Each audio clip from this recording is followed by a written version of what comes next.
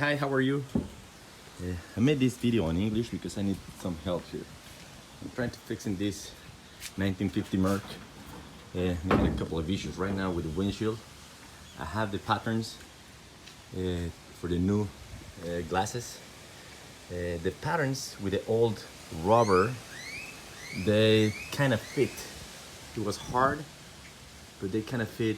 But they fit first one side and then the other side on the car, you know what I mean? I couldn't make fit the entire woods over there at the same time. And if I try to use the new glasses here, that was the old, okay? And out of that one, I made two new ones. I got the new rubber out from Steel Rudder, I guess, Steel Rubber, a company in the US. So I installed the glasses with the rubber and tried to fit them on the car, but it's impossible to make them to go in the frame first.